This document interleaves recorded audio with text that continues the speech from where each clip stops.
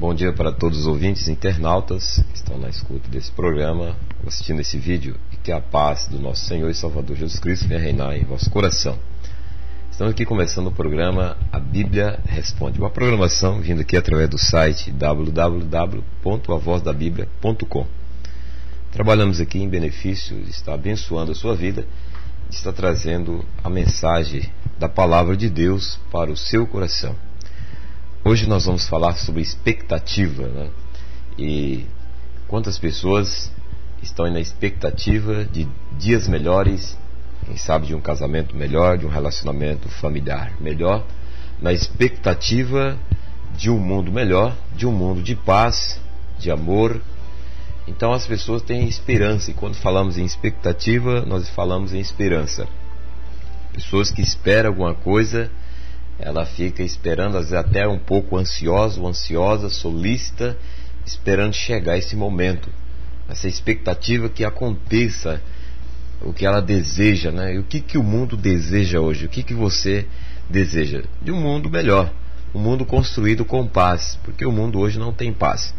E nós pegamos como base na Palavra de Deus, porque a Palavra de Deus, desde o livro de Gênesis, os 39 livros do Velho Testamento, então de Gênesis até o Apocalipse, e os 27 do Novo Testamento, somando aí, totalizando 66 livros, ela é a revelação de Deus para nós.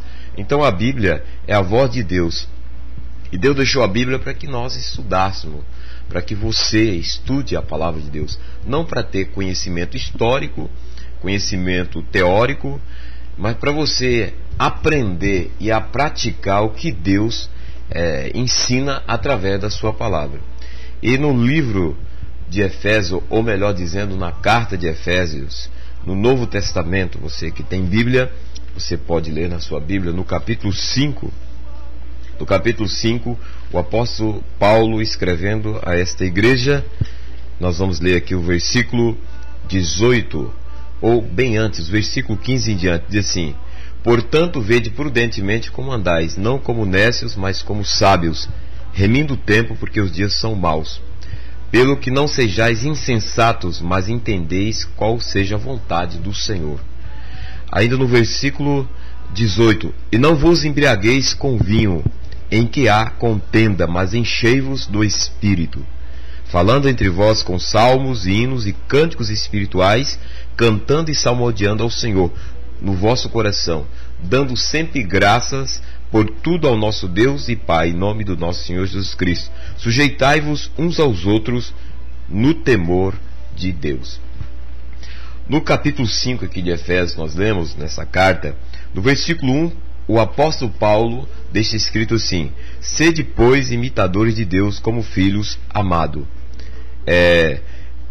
Andai em amor, e também como Cristo vos amou, e se entregou a si mesmo por nós, em oferta e sacrifício a Deus em cheiro suave. Aí ele disse na sequência: mas a prostituição, toda impureza ou avareza, nem ainda se nomeie entre vós, como convém a santos, nem torpeza, nem parvorice, nem chocarrices, que não convém, mas antes ações de graça. Porque bem sabeis que nenhum fornicador, ou impuro, ou avarento, ou qual é idólatra, tem herança no reino de Cristo e de Deus. Então, quem sabe você está aí nessa expectativa de uma vida melhor, de dias melhor. E como já dissemos, quando falamos em expectativa, a expectativa gera no coração da pessoa, do homem, da mulher, do jovem, a esperança, né? E ela gera aí, às vezes, até a ansiedade de chegar a esse momento tão esperado. E onde está colocada a tua esperança? Será que você espera um mundo melhor, dias melhores que virão, governos melhores, de administrações melhores, uma vida mais próspera, melhor, uma vida, quem sabe, aí no casamento, ou no seu lar, na família, melhor? Isso não é errado, não é pecado você ter esse sentimento, essa esperança.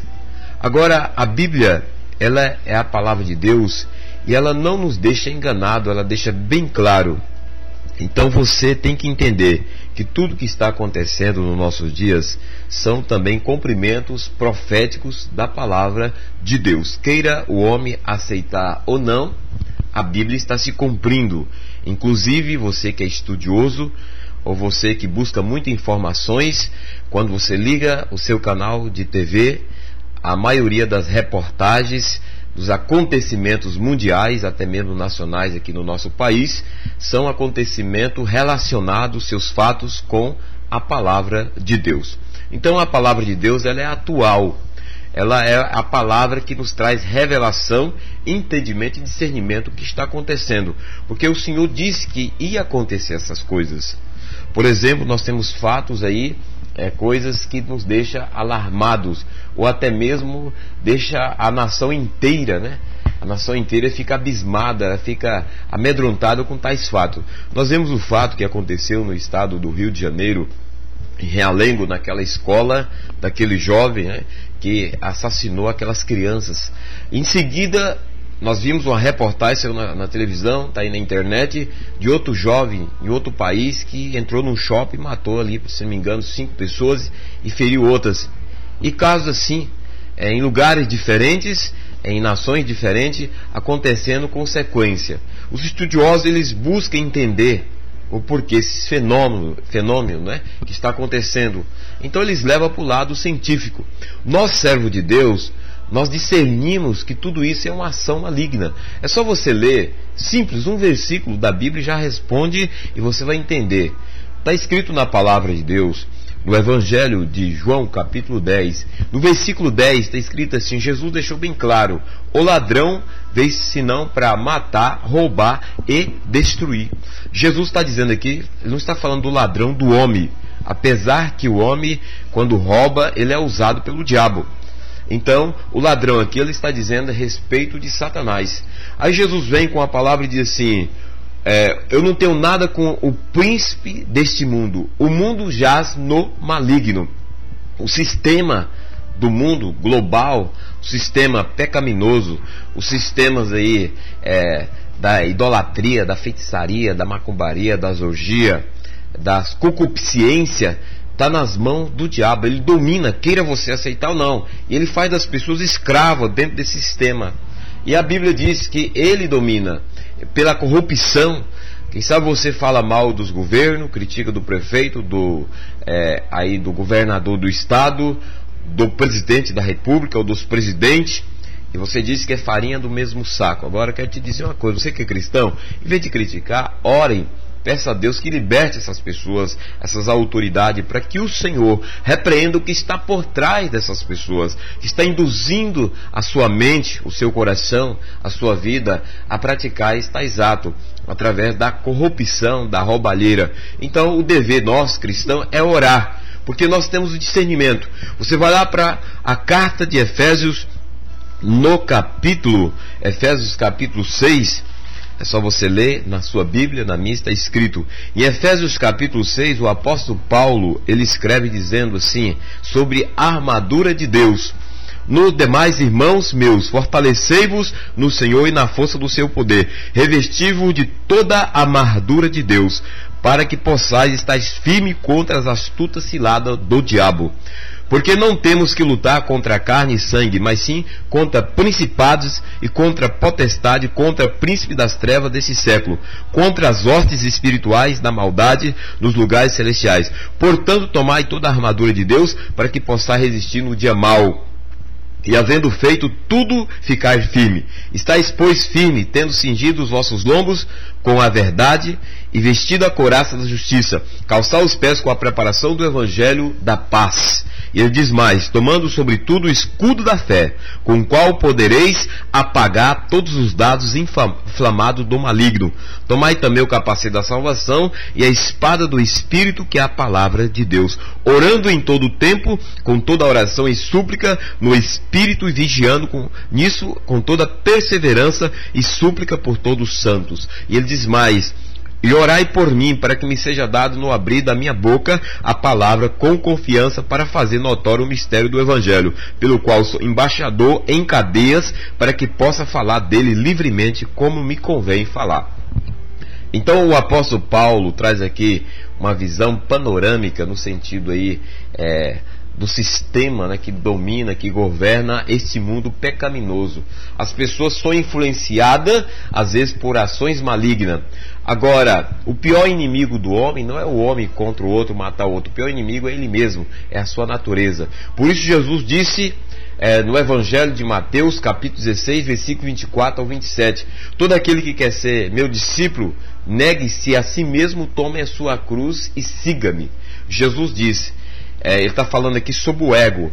As pessoas têm uma natureza pecaminosa, já nasce com essa natureza. Não precisa você pai, você mãe, ensinar o teu filho a pecar. Ele aprende sozinho.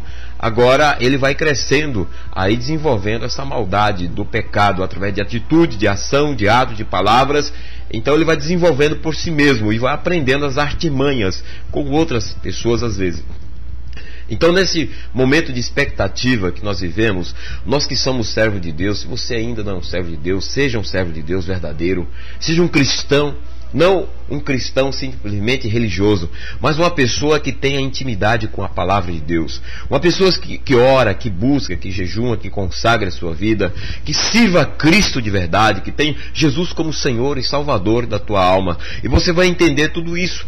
E você não vai ficar na expectativa, esperando um mundo melhor. Porque o Senhor disse que o mundo jaz no maligno. E que esse mundo que nós vivemos aqui, físico, ele já está condenado para a destruição. Apesar que muitos não crêem dessa forma, mas não pode também, mesmo não crendo, evitar os acontecimentos e as fatalidades que acontecem e que vai acontecer. Isso aí é lógico, e a própria ciência, que aí a ciência, né, que é composta de homens estudiosos, mulheres que estudam há anos e anos, eles já estão relatando, né, que brevemente muitas fatalidades virão sobre a Terra.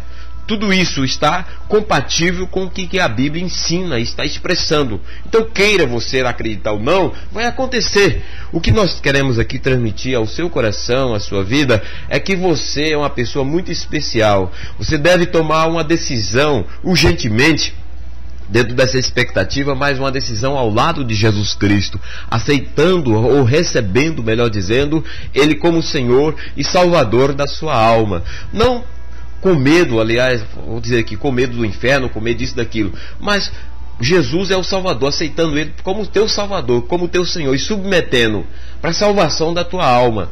Ele diz que adianta o homem ganhar o mundo inteiro e perder a sua alma? Então você que está na expectativa de um mundo melhor, ouça o que a Bíblia diz. Está escrito na palavra do Senhor, aqui na segunda carta de Timóteo, capítulo 3. Observe, se você tem Bíblia, pode comparar na sua Bíblia. Aí dentro do seu quarto, orar, você que quer em Deus, independente da sua religião, busca a revelação de Deus, porque Ele vai te dar o esclarecimento. Está escrito assim, extrema corrupção nos últimos tempos. Diz assim, sabe porém isso, que nos últimos dias sobrevirão tempos difíceis. Em outras versões bíblicas está escrito, trabalhosos. Porque haverá homens amantes de si mesmo, avarentos, presunçosos, soberbos, blasfemos, desobedientes a pais e mães, ingratos, profanos, sem afeto natural, irreconciliáveis, caluniadores, incontinentes, cruéis, sem amor para com os bons, traidores, obstinados, orgulhosos, mais amigos dos deleites ou dos prazeres do que amigos de Deus, tendo a aparência de piedade, mas negando a eficácia dela. Desse afasta-te. Então, está aqui a lista de homens que são induzidos, ousados, manipulados por demônios, pelo sistema em que Satanás impera, governa. Satanás se alimenta do sistema do pecado, da prostituição, da lascívia, da idolatria, da feitiçaria. Quando as pessoas praticam tais atos, está alimentando esses demônios, e eles criam poder para destruir vidas, destruir famílias, casamento, colocar enfermidade, causar acidente, porque ele é o pai do pecado. Só você lê, quem disse isso é o próprio Jesus, não foi os apóstolos, não foi o homem, foi o próprio Cristo, o Filho de Deus, ou o próprio Deus dizendo. É só você ler no Evangelho de João, no capítulo 8, no versículo 44, quando os judeus têm um debate forte com Jesus, e ele deixa bem claro, diz assim no versículo 44 do capítulo 8: vós tendes por pai ao diabo, e quereis satisfazer os desejos do vosso pai. Ele foi homicida desde o princípio e não se firmou na verdade, porque não há verdade nele. Quando ele profere mentira, fala do que é próprio, porque é mentiroso, pai da mentira. Aí Jesus diz mais: mas porque vos digo a verdade, não me credes. Quem dentre vós me convence de pecado? E se vos digo a verdade, por que não credes? Quem é de Deus, escuta as palavras de Deus. Por isso vós não escutais, porque não sois de Deus. Aqui ele está tendo um debate aqui no Evangelho de João, no capítulo 8, você pode ler aí na sua casa, todo o capítulo, né? Tem várias passagens. Uma dessas passagens, os judeus questionam Jesus, questiona ele. E nesse questionamento, Jesus explica para eles: vocês são do diabo, porque vocês estão fazendo a vontade de Satanás. Vocês estão fazendo a vontade do que o diabo implantou o sistema no mundo. Então vocês não querem ser libertos por mim. Quantas pessoas hoje fazem a vontade do diabo? Às vezes consciente ou inconsciente. E elas acham que são filhas de Deus, mas estão escravizadas, suas mentes, seus corações, seus sentimentos. As suas atitudes condiz com as obras do diabo, porque elas matam, roubam. E pecado não é só matar, roubar, prostitui. O marido deixa a esposa em casa, vai para sua empresa, arruma um amante. Isso é obra de Satanás na vida de um homem. Ou a mulher, ou vice-versa. A filha vai para a prostituição, o filho vai para a droga. Então tudo isso aí, o diabo se alimenta desse tipo de coisa, de pecado, queira você aceitar ou não. É por isso que a Bíblia, ela é o livro mais lido e também mais rejeitado do mundo, porque ela combate o pecado, ela combate a prostituição, a idolatria, a feitiçaria, a macumbaria, o homossexualismo. A Bíblia combate tudo isso. Ela combate a corrupção em todos os níveis, em todas as camadas da sociedade, começando lá de cima até embaixo. Então a Bíblia combate o que é injustiça. E quando ela combate esse tipo de sistema, as pessoas se levantam contra a Bíblia, contra os pregadores, mesmo contra a igreja, porque ela se sente ferida naquilo que elas acreditam que estão certas e que deve viver dessa forma, e que Deus deve engolir e aceitar esse tipo de vida. Então Deus, meu querido, é santo. Ele é o Criador dos céus, da terra. E não tem você, nem eu, nem ninguém colocar a culpa em Deus. Tem pessoas que colocam a culpa em Deus. Elas acham que Deus é culpado, que Deus virou as costas para o mundo, ou porque Deus está permitindo tudo isso. Deus não é culpado. Vamos dar um exemplo. Alguém compra uma terra produtiva e coloca nas suas mãos, e ele diz assim: essa terra é tua. Essa mesma pessoa que comprou a terra ele te deu ferramentas, ele te deu a semente, te deu todos os preparativos para você arar a terra, você desmatar a terra, um pedaço da sua terra, você arar, você plantar a semente. Vamos colocar que você é uma pessoa trabalhadora, sábia, e você ara a terra, mas você tem a semente que aquela pessoa deu. Aí você arou a terra e você pega aquela semente que aquela pessoa te deu, uma semente, colocar aí de arroz, milho, soja, e você não planta a semente do arroz, nem do milho, nem do soja. Você vai e compra lá no mercado uma semente ruim, uma semente. Então você compra semente de pragas. As pragas simbolizam pecado, e você vai semear naquela terra que alguém te deu. Ela não é sua. A terra é daquela pessoa que te deu para você plantar, para você colher os frutos, os melhores frutos, a melhor semente, a melhor ferramenta. Mas você foi no mercado e comprou uma semente de pragas e lançou na terra, até parecendo como joio, a praga do joio que parece com trigo. Aí a pessoa que te deu a terra, ela volta, ela quer uma porcentagem daquela terra, e ela vê que a terra está praguejada. Ela vai te questionar: e você está passando fome?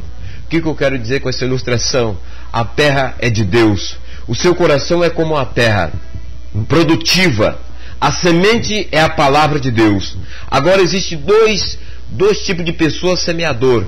Tem aquele que semeia a semente da palavra de Deus, e tem aquele que semeia a semente do inferno. Mas o coração é a terra que Deus te deu. A vida é sua. Deus te deu vida para viver, para você cativar essa vida que Ele deu, para você administrar, ser um bom administrador da sua vida num todo, porque a sua vida aí, o seu corpo contém espírito, alma e o corpo físico, e você permite que esse inimigo lance no teu coração sementes do inferno. Da prostituição, a semente do inferno, do roubo, do furto, da idolatria, da feitiçaria, da macumbaria, da orgia, que engloba todo tipo de sensualidade, de pecado, de imoralidade, da droga, do tabagismo, da bebedeira e de tantas outras sementes malignas que está destruindo, nascendo na sua vida através dos frutos, atitudes que não condizem com a palavra de Deus, que é injusta, e destruindo a sua vida, a sua terra, a sua própria vida e a vida daqueles que estão ao teu redor, como pode ser a tua esposa,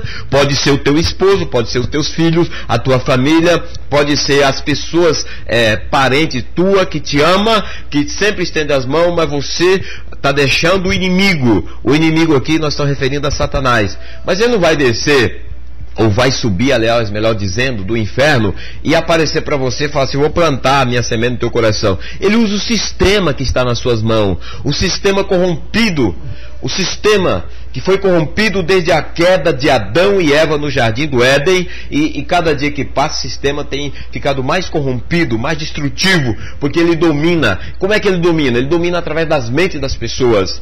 Ele induz as pessoas a todo tipo de atrocidade, de miséria. Nós citamos no começo dessa mensagem aquele jovem de Realengo, no estado do Rio de Janeiro. Por que que ele entrou naquela escola armado e tirou e ceifou a vida daquelas crianças? Porque ele estava sendo induzido pelo diabo. Não estamos aqui fazendo apologia do que ele fez. Nós estamos dizendo que ele foi uma vítima e é pecado e morreu, e quem morre não tem salvação, porque ele tirou a sua própria vida. Quem se mata não tem salvação, aliás, melhor dizendo, e ele tirou a sua própria vida. Então o diabo trabalhou na mente dele há muito tempo, quem sabe muitos anos, e ele chegou a uma razão de pensamento, achando que a vida não tinha mais solução, e que a solução seria ceifar. Aquele fato que você que não entende muito da palavra de Deus, o diabo pediu sangue, e ele teve que ceifar aquelas vidas, porque o diabo pede para as pessoas que vão na macumbaria, na feitiçaria, nas obras imundas, elas têm que matar animais, e tem alguns lugares no mundo que até sacrificam criança para oferecer o sangue a Satanás, e pessoas fazem isso para receber algum benefício. Então o diabo pede sangue, ele pede sacrifícios, às vezes até humano. E quem está por fora não tem intimidade com Deus, é leigo a esse tipo de conhecimento, e fica às vezes fazendo apologia, julgando isso e aquilo. Os estudiosos ficam sem saber, buscando razões psicológicas em outras áreas, tentando decifrar o porquê a pessoa ela cometeu tal atrocidade. E nós sabemos pela revelação da Bíblia, pela revelação do Espírito Santo, que tudo isso aí é um sistema indutivo do diabo, que manipula as pessoas, manipula os jovens, as drogas, a prostituição, ao crime, manipula as pessoas ao sensualismo, né?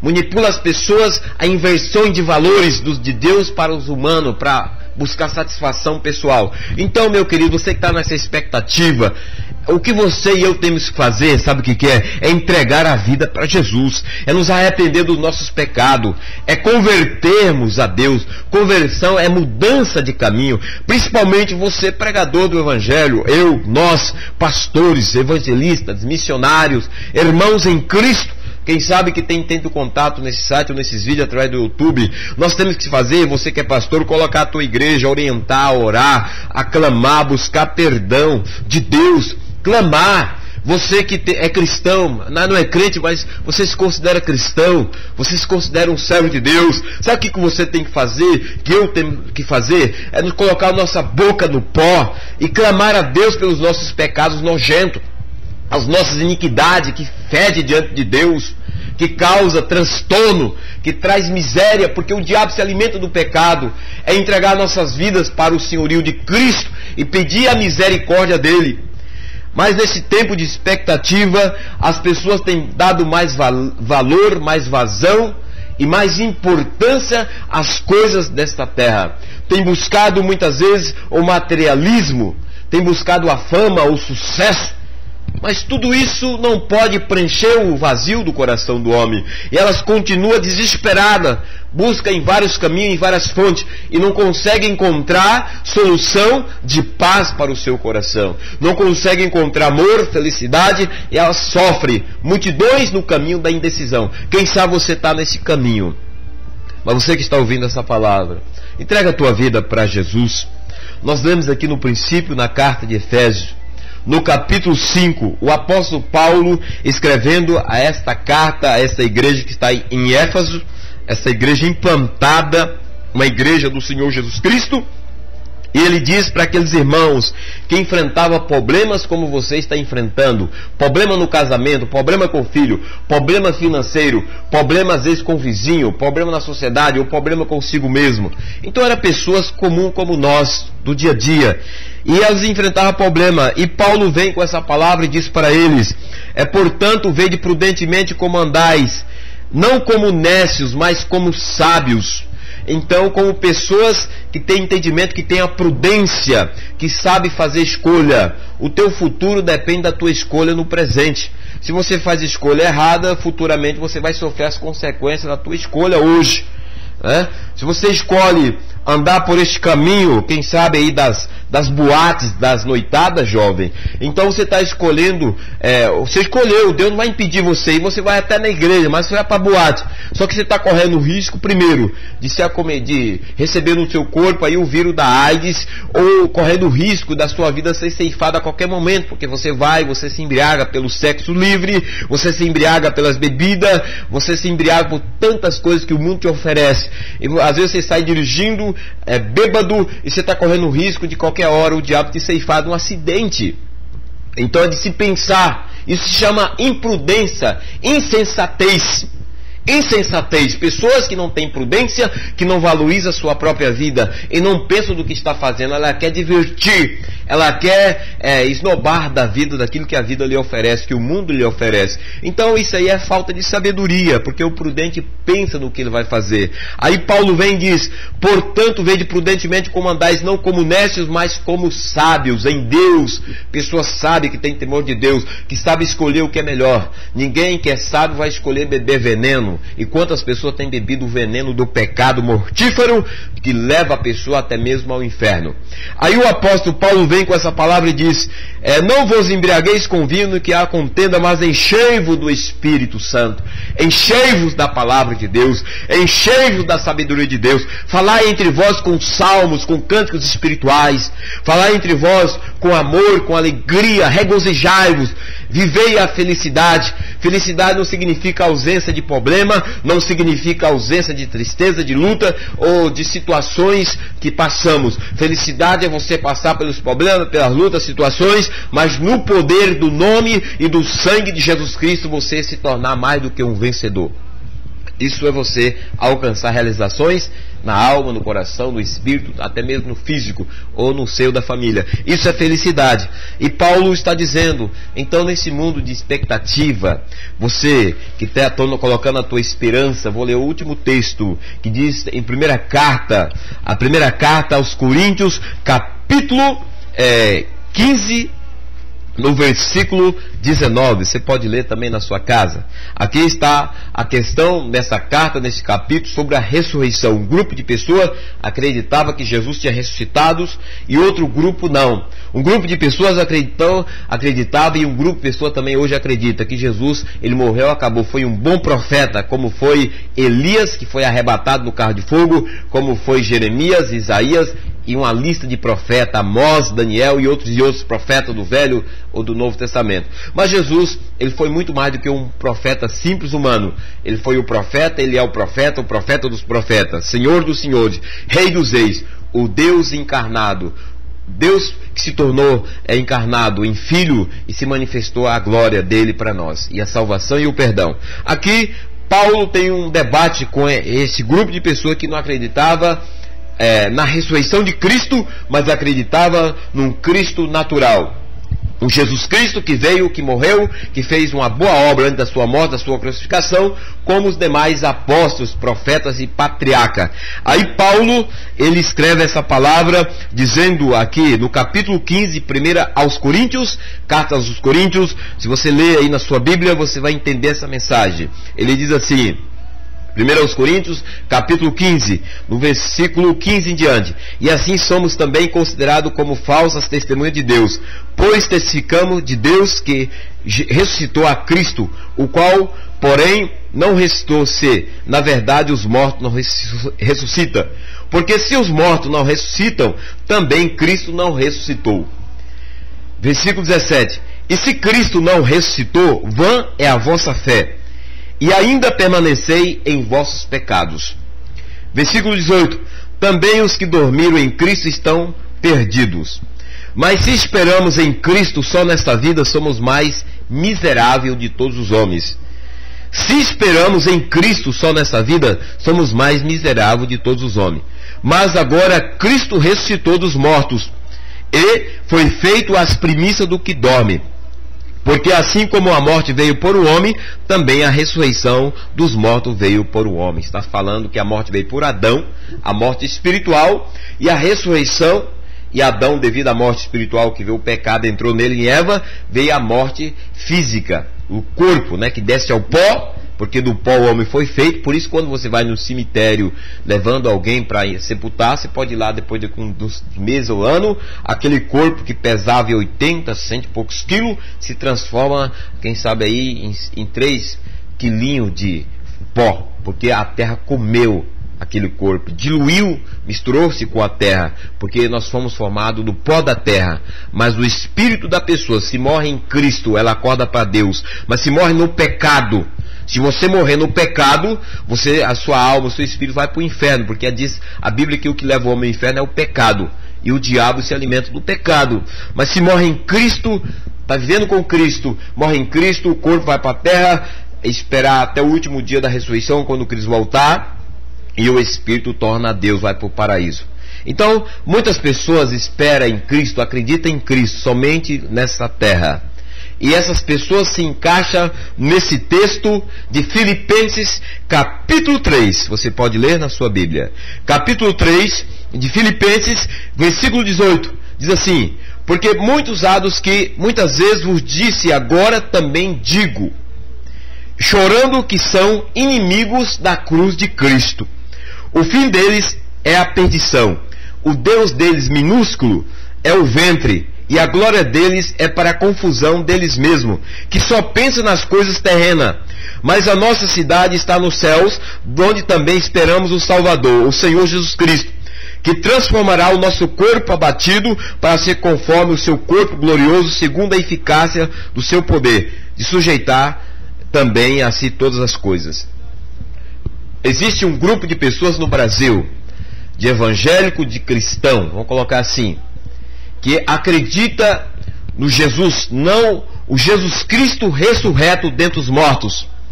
Porque se acreditasse, não inverteria os valores celestiais que Cristo estabeleceu e deixou escrito para nós observarmos, lermos, aprendermos e praticarmos.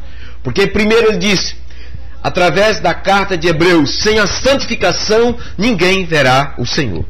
E existem mensagens camufladas com a aparência de cristianismo, mas que são mensagens contaminadas com as obras do inferno, em que troca os valores das virtudes, primeira da virtude da santidade, da separação do pecado, da separação até da idolatria e de outras coisas mais, da luxúria, troca tudo isso, camufla o evangelho, e as pessoas invertem. Para ser abençoada, elas têm que ganhar alguma coisa, ou têm que ter alguma coisa, elas têm que provar algo material para dizer que são abençoadas. Isso é um engodo, é uma mentira, é uma trapaça do diabo, enganando centenas de pessoas. Essas mesmas pessoas até alcançam os benefícios. Quer dizer, isso aí não é de se admirar. Quando José foi vendido para o Egito, Potifar comprou ele dos ismaelitas. Os ismaelitas comprou José por o preço de 17 moedas de prata dos seus irmãos. Ele foi vendido pelos seus irmãos. José, filho de Jacó. Então, eles eram 12 irmãos e 13 com uma irmã que eles tinham. E José foi vendido. Não foi assim? Só você ler lá em Gênesis. Ele foi vendido, chegou até o Egito. E Potifar comprou José. José era um servo de Deus, estava passando por aquela experiência amarga, mas tudo na permissão de Deus. E José, ele era um homem inteligente, servo de Deus. E um homem de Deus, um jovem de Deus, uma jovem de Deus, uma mulher de Deus, uma família de Deus, tem a graça de Deus sobre si, tem a bênção da prosperidade sobre si. E Potifar descobriu que apesar de ele comprar aquele escravo, ele descobriu que aquele escravo era muito valioso, descobriu dele algo sobrenatural. Onde ele punha a mão, havia prosperidade, crescimento, administração. Colocou todos os seus bens da sua casa, o seu campo, suas empresas, tudo que ele tinha, colocou nas mãos de José, e José passou a ser mordomo, mesmo escravo, mordomo de Potifar. Aí se você ler a história, está em Gênesis, vou deixar você procurar. Procure em Gênesis, no começo dos capítulos, você encontrar esse texto. E José, tudo que ele punha a mão, Deus prosperava. Aí está escrito assim: e Deus abençoava Potifar. Deus prosperava os bens de Potifar por amor do seu servo José. Então não é de se admirar você receber bens, alcançar a dádiva de Deus. Você vai alcançar. Agora o que nós estamos querendo que você enfatize e aprenda, que a sua alma, Jesus Cristo, o que morreu, que pagou o preço do seu sangue na cruz do Calvário, pelos meus e pelos teus pecados, as nossas iniquidades.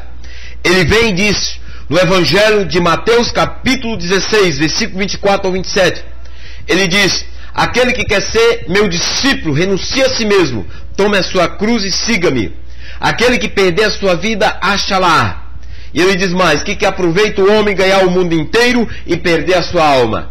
E ele diz: o que dará o homem em troca da sua alma?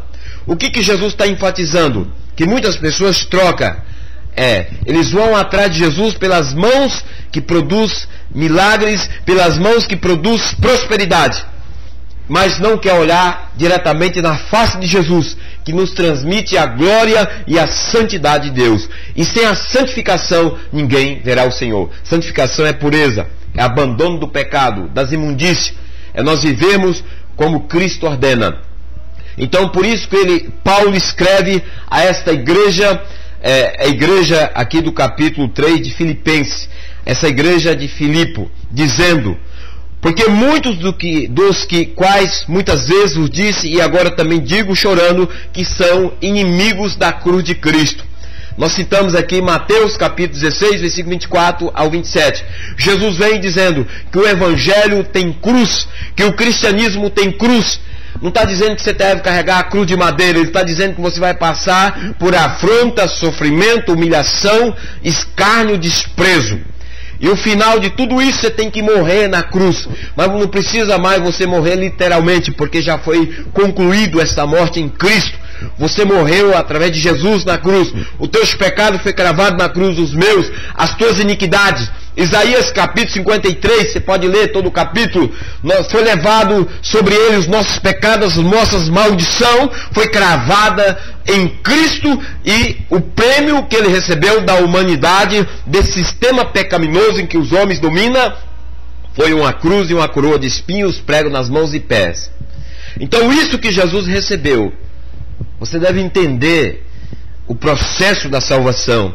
E Paulo vem e escreve para esse povo que também estava na expectativa de receber alguma coisa. E recebia. Eles recebiam a bênção. Esse povo era abençoado, sim, materialmente dizendo. Ele recebia, mas estava perdido. Este povo estava perdido. E Paulo vem aqui na carta de Filipenses, capítulo 3, ele diz: o fim deles é a perdição, e o Deus deles, minúsculo, está referindo ao diabo. Mesmo eles usando o Evangelho, orando, até jejuando, clamando, buscando, mas eles faziam a inversão de valores. Mateus capítulo 6, versículo 25 até o 34. Porque andais ansiosos pelas coisas deste mundo, comida, bebida, calçado? Observai as aves dos céus, que não planta, que não ajunta em depósito ou em celeiro. Observai os lírios do campo, que hoje está verde, amanhã se seca, e o homem lança no fogo. Não valeis vós muito mais, homem de pequena fé? Fé não se apalpa, não se cheira, fé não se pega. É isso que Deus está ensinando pela palavra. E Deus é imutável em relação à sua palavra, a palavra não muda. Agora os homens deturpam a palavra com o sentido de alcançar algum benefício através daquelas pessoas que são leigas em relação à palavra, das pessoas que não lêem a Bíblia, das pessoas que estão buscando desesperadamente, quem sabe, algo material, até mesmo físico, mas não vão ter o contato com a palavra, conferir como é que é o processo. Agora eu afirmo, Jesus, e vou continuar pregando, Jesus abençoa sim, Jesus cura, porque nós temos orado e Jesus tem curado pessoas. Jesus, ele dá bênção, ele abre porta de emprego sim. Jesus, ele dá prosperidade, porque é a vontade dele prosperar os teus filhos e que os teus filhos comam do melhor dessa terra. Agora Jesus está ensinando que nós não devemos ser neófitos, nós não devemos ser insensatos de trocar a salvação por bens materiais, ou de trocar a santificação, receber a bênção e viver no pecado, pelas luxúrias deste mundo. É isso que Jesus está dizendo. Então se Jesus quer te dar um carro, ele vai te dar. Se Jesus quer te dar uma casa, ele vai te dar. Se Jesus quer te levantar como empresário, ele vai te levantar como empresário, porque é um propósito de Deus. O Senhor quis levantar Salomão como rei de Israel. O Senhor quis fazer Salomão o homem mais sábio entre os homens. O Senhor quis fazer Salomão o construtor daquelas belezas, daquelas maravilhas da sua época, daquela sabedoria que ele tinha de Deus, que atraía multidões, pessoas famosas, reis, reinados. Mas foi a vontade de Deus, foi um propósito de Deus na vida de Salomão. Qual é o propósito de Deus na sua vida? Mas o propósito principal de Deus, através de Jesus, é a salvação da alma. Então nesse tempo de expectativa, quem sabe você tem buscado aí tantas coisas, tem vivido essa expectativa, né? E você tem invertido os valores porque você não tem lido a palavra de Deus. Aqui Paulo vem e diz: mas a nossa cidade está nos céus, donde também esperamos o Salvador, o Senhor Jesus Cristo. Então nesse tempo de expectativa é que as pessoas esperam um mundo melhor, que elas esperam um governo melhor, um governo brasileiro, quem sabe um governador aqui do estado do Paraná melhor, um prefeito como o de Londrina melhor, ou das cidades. As pessoas estão colocando a sua fé, a sua esperança em sistemas, em projetos de homens como nós, que têm autoridade, mas que muitas vezes não busca o Deus dos céus, busca os necromantes, os feiticeiros, gurus. Eu vi uma reportagem de um presidente de uns anos atrás. Sabe quem falou essa reportagem? Foi um guru. Sabe quem que é guru? É feiticeiro, macumbeiro. São homens que têm contato com demônios. E esse homem disse que esse presidente, tudo que ele ia fazer, os projetos que ele ia aprovar, tinha que passar nas mãos do guru. Ou ligava o guru e ia ali em Brasília, lá, para aprovar. Agora eu te pergunto, o guru consultava a Deus vivo dos céus, Criador dos céus e da terra? Ele consultava, pedia a orientação e a confirmação de Deus, ou ele consultava os demônios? Porque o guru tem um guia, se você não sabe. O guru é conduzido por um guia espiritual. Esse guia espiritual não é um anjo de Deus, é um anjo caído chamado demônios. Então entenda a palavra de Deus. Aí o presidente vai lá e assina a lei, por exemplo, do salário mínimo. O mínimo, porque o guru, o homem usado pelo demônio, fala para ele: você tem que assinar tanto. Ele vai lá e assina, não é assim? Aí o povo, os trabalhadores, começam a reclamar e ficar triste, porque o salário que eles recebem não condiz com o esforço do seu trabalho, não condiz com a produção que eles estão produzindo para a nação, para a empresa, ou vice-versa. Então falta o povo conhecer a palavra de Deus. Falta você, eu, pregador, pastor, missionário, evangelista, pregar o evangelho como ele é, o preto no branco, ensinar as pessoas a ter contato com a palavra de Deus. Eu vi uma reportagem também, eu achei super interessante, num canal aberto de televisão, passou em vários canais, e era um advogado. Esse advogado, ele foi abordado por 2 assaltantes na Grande São Paulo. Ele estava parado no seu carro no semáforo, esperando dar o sinal para ele passar. De repente para uma viatura, segundo ele, uma viatura da polícia, e tinha 2 policiais. E nesse meio tempo ele é abordado por um marginal. O marginal sacou o revólver e pediu o relógio e outros objetos dele. E os policiais viram, ele disse que os policiais viram, que ele notou que os policiais viram. Os policiais virou o rosto, fingiu que não viu. Sendo ele advogado, ele é conhecedor, né, das leis do nosso país. da Constituição brasileira. Ele conhece. Então, um advogado, um juiz, um promotor, uma pessoa mais instruída, mais estudada, conhece. Coisa que a maioria, acho que 90% do povo brasileiro não conhece os seus direitos constitucionais, não lê. E esse advogado foi na cláusula onde está escrito lá, segundo ele, relato dele, onde ele foi lesado porque ele não teve a cobertura dos policiais. Ele não teve a proteção do Estado representada por aqueles 2 policiais que estavam presenciando aquele fato e que fingiu que não viu. E ele disse, e ele ganhou porque saiu na televisão aberta, dizendo que o relógio dele valia R$200. E ele requeriu, foi restituído a ele pela lesão que ele teve de R$200 pelo relógio, R$6.000.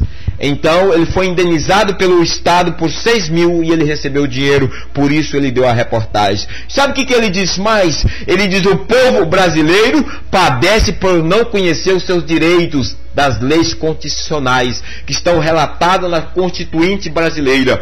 Quem sabe você está padecendo. Então ele deixou em aberto: você padece porque não conhecer. Aí se você ler a Bíblia, em Oséias, no capítulo 4, Deus traz a palavra em relação no sentido espiritual, em todo sentido da nossa vida. Ele disse aqui, Oséias capítulo 4, versículo 6, o meu povo foi destruído porque lhe faltou o conhecimento, porque tu rejeitaste o conhecimento, também eu o rejeitarei para que não seja sacerdote diante de mim. Visto que te esqueceste da lei do teu Deus, também me esquecerei dos teus filhos. Como eles se multiplicaram, assim contra mim pecaram. Eu mudarei a sua honra em vergonha. Alimenta-se do pecado, meu povo, da maldade deles tem desejo ardente. E diz mais: por isso, como é o povo, assim será o sacerdote. Visitarei sobre ele os seus caminhos, lhe darei a recompensa das suas obras. Comerão, mas não se fartarão, entregar-se-ão à luxúria. Está escrito aqui na sua Bíblia. Mas não se multiplicarão, porque deixaram de olhar para o Senhor. A sensualidade, o vinho, que a bebida forte representa, o mosto, tira a inteligência. O meu povo consulta a sua madeira, idolatria.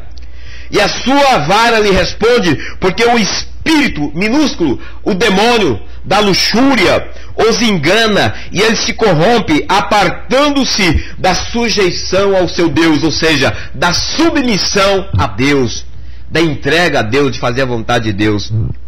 E diz mais, se pode ler: sacrifica sobre os cumes dos montes, queima incenso sobre os outeiros, debaixo dos carvalhos, do alâmano, do almeiro, porque é boa a sua sombra. Por isso suas filhas se prostituem, e as vossas noras adulteram. Diz mais a palavra de Deus: eu não castigarei as vossas filhas que prostituem, nem as vossas noras quando adulteram, porque eles mesmos com as prostitutas se desvia, com as meretrizes sacrifica, pois o povo que não tem entendimento será transtornado, destruído. Trazemos esse contexto da palavra de Oséias. Você pode dizer: mas foi lá em Oséias, lá no tempo de Israel, muitos anos atrás, antes de Cristo vir ao mundo. Sim, só que a palavra de Deus, ela revela ela mesma.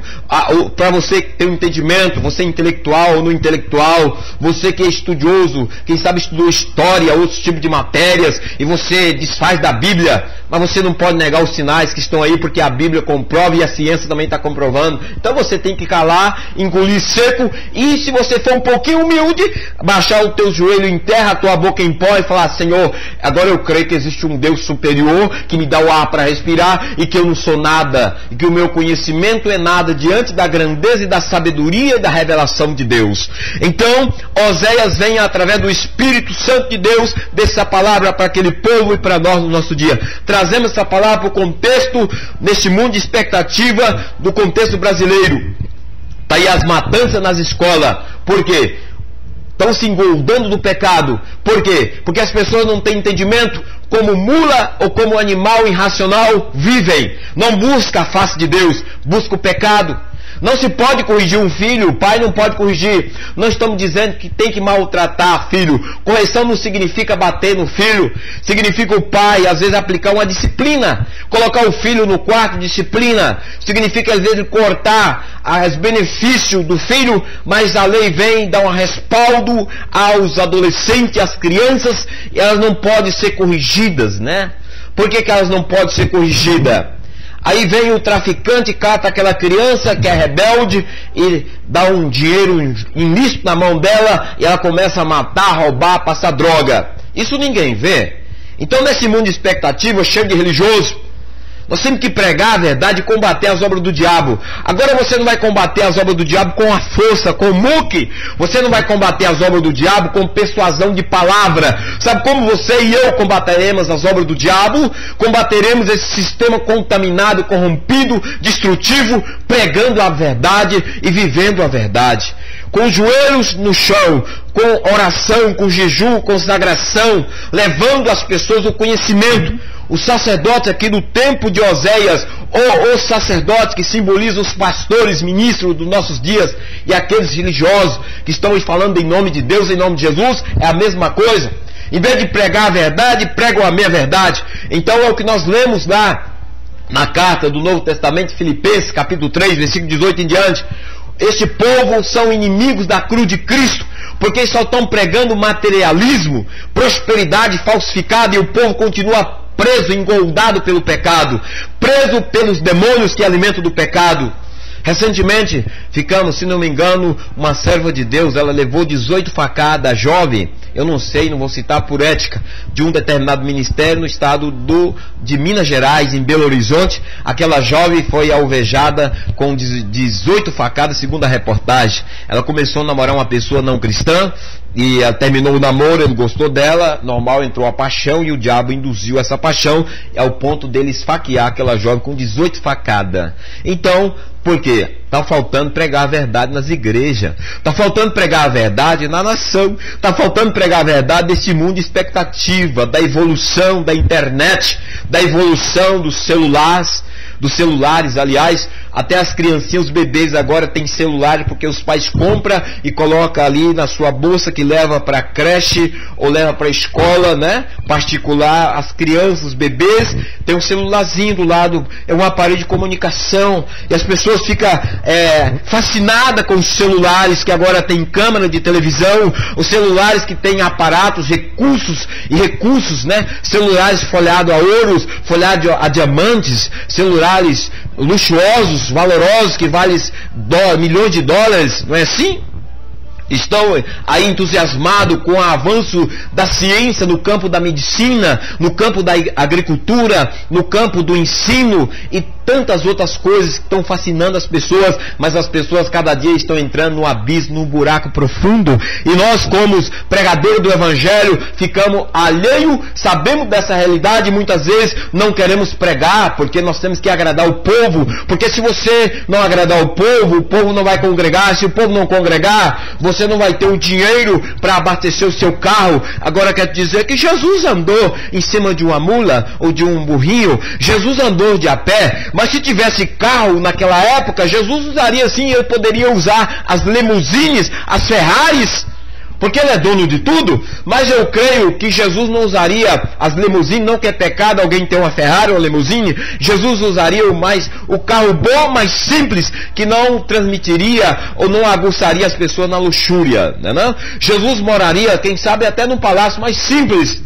Agora, as pessoas, para ser abençoadas, elas têm que ter luxúria, ela tem que demonstrar nas páginas aí, quem sabe aí, das camadas sociais, o que elas têm para dizer que é abençoada, porque serve um Deus dono do ouro e da prata, e Deus é dono do ouro e da prata. Agora, Deus não está preocupado com essas coisas. Nesse tempo de expectativa, onde você tem colocado a sua esperança? Quem sabe você é servo de Deus, está ouvindo essa mensagem, você achou interessante, está até agora ouvindo. Coloca a tua esperança em Cristo, seja mais um dos remanescentes que prega a verdade. não estamos aqui nos julgando, subjugando alguém. O que estamos trazendo é uma mensagem que liberta, que cura. Nós precisamos de cura. A igreja precisa de libertação. O Brasil é um país que Deus tem um projeto de avivamento para essa nação, mas esse país está passando por um processo de movimentos grandes eventos evangélicos, cristãos, espalhados. Aí é divulgado pelas mídias, pela televisão, pela internet, é divulgado na cidade, e as pessoas ainda estão presas ao pecado, porque o Brasil, você que é estudioso, você sabe, segundo o censo do IBGE, existe mais ou menos na atualidade 192, chegando aproximadamente milhões de brasileiros. Segundo a pesquisa do IBGE, pesquisa cristã, também existe aproximadamente 40 milhões de cristãos aí, das camadas aí, sejam os tradicionais, neopentecostais, pentecostais, ou aqueles que se considera cristão.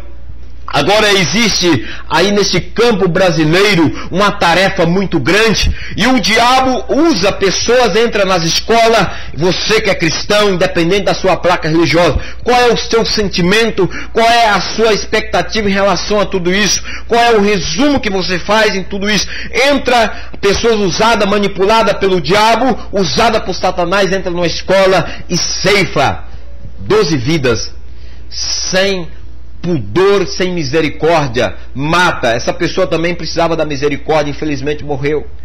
E às vezes nós julgamos, subjugamos, como aquela mulher que foi apanhada em adultério e foi levada aos pés de Jesus, e Jesus está escrevendo na areia, e de repente chega aqueles religiosos e diz: mestre, segundo a lei de Moisés, essa mulher foi apanhada em adultério. Interessante que ele soltou o homem, né?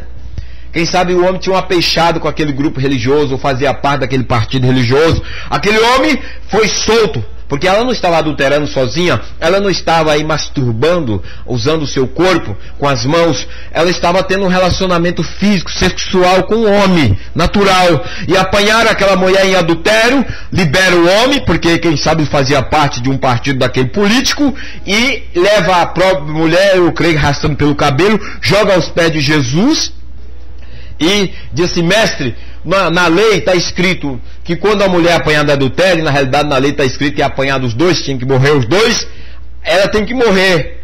O que o senhor diz sobre isso? E Jesus fica em silêncio, quem sabe 5 minutos em silêncio. E eles insistem, veementemente insistem, que ela tem que morrer. A religião mata, mas a graça de Deus salva. Agora, eu estou pregando que você não deva congregar numa igreja, não, porque a Bíblia diz em Hebreu: congregai-vos.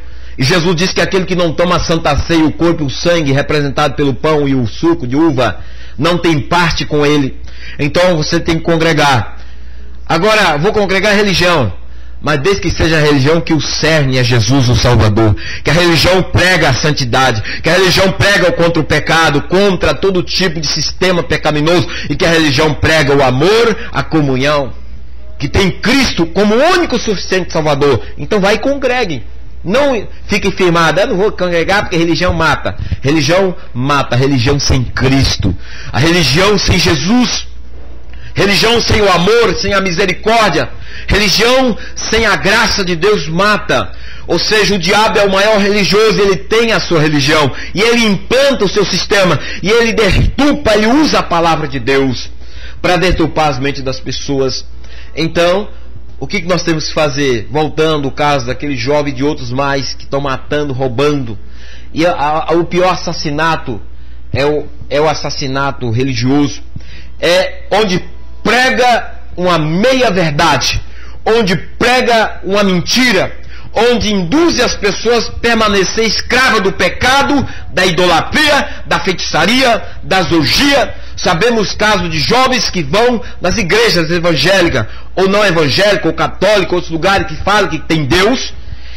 Eles vão, pegam um violão, uma guitarra afinada, tocam com uma beleza e canta, e sai dali de um culto de Santa Ceia e vai para as boates, vai para os barzinhos. Isso é assassinato.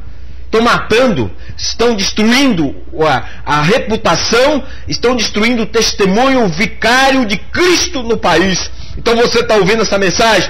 Passe essa mensagem para frente, porque essa mensagem é de Deus.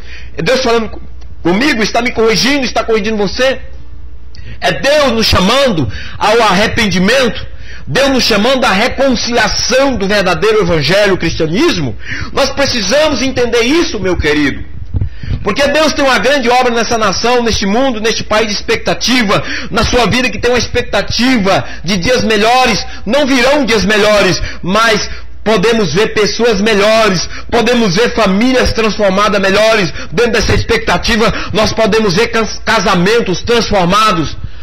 O mundo já caiu no descrédito do casamento, estão implantando a lei do casamento, que é uma aberração, de homem com homem, mulher com mulher. Se você ler no livro, na carta de Romano, Deus diz que aquele que apoia ou aquele que faz, se ele não se arrepender, vem uma casta de demônios sobre essa pessoa, e essa pessoa, ainda que pega a Bíblia e distorce, ela está condenada ao inferno se não se arrepender em vida. Então, e nós ficamos aí de braços cruzados, vendo o diabo deitando e rolando, usando as suas artimanhas, e nós de braços cruzados, né? Como os coitadinhos. Então Deus está chamando homens e mulheres nessa geração que pregue a verdade, mas que viva a verdade. Homens e mulheres que dê valor à palavra de Deus. Homens e mulheres que dê o seu sangue pela palavra de Deus. Homens e mulheres jovens que dê o seu sangue, que creem em Cristo, mas que preguem um Cristo ressurreto dentre os mortos, que sofreu as agúrias, as afrontas, que foi machucado, ferido, que foi morto, mas ressuscitou, que venceu a morte, o inferno, os demônios e o sistema deste mundo, porque Jesus não tem nada a ver com esse sistema. Quem quer seguir a Cristo vai ser perseguido mesmo, vai ser criticado, zombado, humilhado. Então qual é a sua expectativa? Deus está chamando a nação brasileira para um momento de reflexão. Deus está chamando os pastores, bispos, reverendos, missionários, levitas, adoradores, pregadores, homens que têm diplomas de doutorados, PhD, ou não tem diplomas, às vezes um diploma simples, né? De um curso básico, porque eu tenho só um curso básico. Também não estou aqui pregando apologia à grandeza de ensino. O que tem que ter diplomas, é isso que nós queremos dizer. Deus não está chamando todos esses, tem diploma, não tem diploma, porque Deus não está preocupado com sabedoria humana. Deus não está preocupado com os quadros aí que expõe o diploma, que fez uma teologia aprofundada. Deus não está preocupado com o quadro que tem lá o diploma bem bonitinho, que fez um curso básico de teologia. Deus não se preocupa com esse tipo de coisa. Deus está chamando homens, independente que tem diploma ou não tem diploma, independente que fez uma faculdade secular que não fez, que fez um curso normal, não, ou que nunca teve o privilégio de passar por uma escola, que sabe ler ou que não sabe ler. O Deus está chamando nós ao arrependimento, à conversão, uma vida simples com Cristo, uma vida abençoada, próspera espiritualmente, que tem o amor, a alegria, a comunhão, a santificação, e também tem o suprimento necessário. Que não precisamos correr de um lado para o outro desesperado em busca. Você que é empresário, comerciário, que está numa situação caótica financeiramente, não precisa você descabelar buscando soluções imediatas para o problema da sua empresa. Busca, em primeiro lugar, solução para a sua vida espiritual. Busca solução para o seu casamento, para a sua família, a unidade da família. É isso que Deus quer. A unidade, o fortalecimento das famílias. E as demais coisas, Deus é autossuficiente para colocar na sua mesa o melhor do trigo. Deus é autossuficiente pelo meio de Jesus para defender a sua causa em juízo, defender a sua causa da sua situação, reverter este quadro sem você se escabelar, sem você ficar desesperado e começar a correr por um lado para o outro, corre para o Japão, corre para os Estados Unidos, corre aqui mesmo no Brasil, vai aqui, vai acolá, porque tem que fazer isso, porque senão a vida vai mal a pior. Não precisa disso, aquietai-vos, fazer como Maria, a irmã de Lázaro, desse Lázaro que registra no Evangelho de João capítulo 11, Lázaro, Maria e Marta. Não seja como Marta, mas seja como Maria, a irmã de Lázaro, ressurreto dentre os mortos, que Jesus ressuscitou ele. Aquieta-se aos pés do Salvador, aquieta-se aos pés do Senhor. Você que é pastor, ministro, não precisa você ficar desesperado pelo crescimento do teu ministério, porque Deus tem as pessoas certas, Deus tem a porção certa mediante a fé que Ele te deu. Aquieta-se, busca-se em prioridade o reino de Deus em primeiro lugar. Coloca em ordem a tua casa, coloca em ordem a tua casa espiritual, a tua vida, o teu relacionamento com Deus. a tua vida espiritual da meditação da palavra de Deus. Busca em primeiro plano ao Senhor, e as demais coisas, o Senhor Jesus Cristo é autossuficiente, poderoso e majestoso, e o bom pastor amigo para suprir, te dar o melhor dessa terra, daquilo que você necessita para a sua sobrevivência. Qual é a tua expectativa?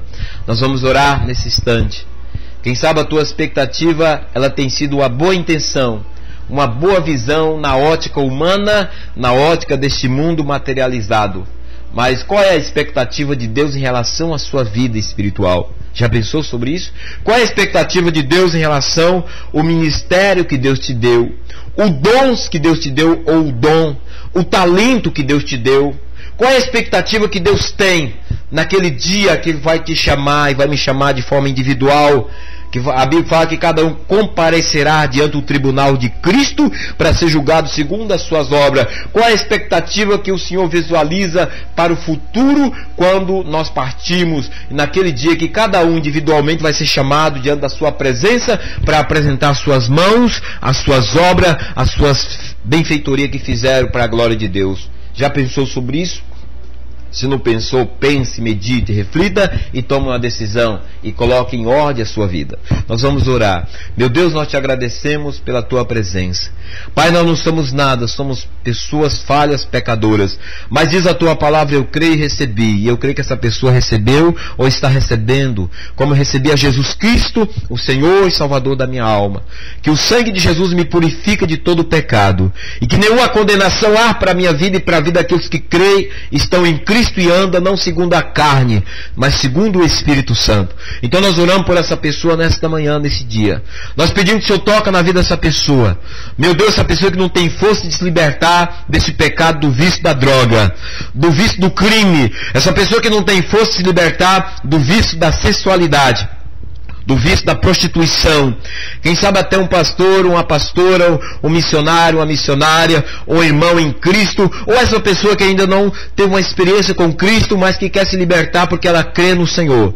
Ela quer o Senhor, ela quer ter uma vida livre, uma vida honesta, correta, uma vida equilibrada. Ela quer experimentar de algo que ela nunca experimentou. E ela tem buscado nas boates, ela tem buscado nos estádios de futebol, ela tem buscado nos barzinhos, nas amizades, no circo das amizades, e cada dia que ela busca, meu Deus, ela se encontra como se estivesse num poço mais profundo de abismo. Ela se encontra como se estivesse num quarto escuro, Senhor, meu Deus, sofrendo, martirizada pela consciência, pela acusação que está dentro dela, porque ela não consegue se libertar deste pecado. Mas eu oro e repreendo esse espírito maligno que cai por terra desta vida agora, que seja liberta pelo poder do sangue de Jesus. Receba o toque das mãos de Deus sobre a tua vida, receba a cura, receba o milagre, em nome de Jesus. O Senhor te abençoa, o Senhor te cura neste dia, o Senhor te dê a vitória. Receba em nome de Jesus, amém. Programa A Bíblia Responde, uma programação vinda aqui através do site www.avozdabiblia.com. Nós somos interligados aí com a Justo TV e também trabalhamos com parceria com o nosso irmão Joaquim Marciano Neto, que tem um site Ministério Vida Familiar em Cristo, né? Então nós fazemos esse trabalho e tem esse trabalho feito através, também divulgado no YouTube. Você pode entrar no YouTube se você quer ver mais vídeos ou assistir mensagens, não só pelo pastor Paulo Novaes que vos fala, como outros pastores, pastoras e irmãos em Cristo. Então somos um conjunto de pessoas de várias igrejas evangélicas que estamos fazendo esse trabalho beneficiando a sua vida. Então você pode assistir, eu vou passar, você pode entrar no blog, clicar lá, escrever Maremansa 67, Maremansa 67, e você pode também ser um parceiro desta obra de Deus. O nosso interesse não é aqui tá passando uma palavra persuasiva para as pessoas com interesse aí materiais ou financeiro. Nós não temos esse intuito. O nosso intuito é que a palavra de Deus seja divulgada pela internet. E também você pode pegar esses vídeos, né? Os links desses vídeos, ou do nosso site, se você quiser, sentir no coração, e colocar aí no seu site. Você pode fazer isso. Nós estamos divulgando pelos vídeos, porque nós queremos que a palavra de Deus ela é semente, que ela espalhe, que ela alcance o máximo de pessoa que puder. Então você pode fazer parte dessa obra, você pode fazer parte desse ministério aí mesmo na sua cidade, no seu país, orando, você cristão, servo de Deus, orando pelas nossas vidas, intercedendo, ou jejuando por nós. Nós precisamos da cobertura das tuas orações. Não sei se você sabe, eu creio que você sabe, que a igreja é um corpo, e o corpo é composto de membros, né? Ele é composto aí de vários membros, e todos os membros têm a sua utilidade, tem a utilidade para o crescimento e para a edificação deste corpo. Então nós somos um corpo em Cristo, independente da placa religiosa ou dominação cristã evangélica. Nós somos um corpo, e você pode fazer parte desse ministério contribuindo. E se você desejar no seu coração, se for um plano, um projeto de Deus tocar no teu coração para você contribuir de outra forma, porque o Senhor está te chamando para isso, então você faça aquilo que Deus está te induzindo a fazer. Porque se Deus está te direcionando nessa área, é porque Deus tem um propósito e Ele te capacitou para você trabalhar nesta área. Então entenda a chamada e a vontade de Deus. Então nós agradecemos e a sua vida, pela sua vida, agradecemos a Deus e louvamos a Deus pela sua vida. Nunca esqueça, a sua alma vale mais do que o mundo inteiro. Fique todos na paz do Senhor. Amém.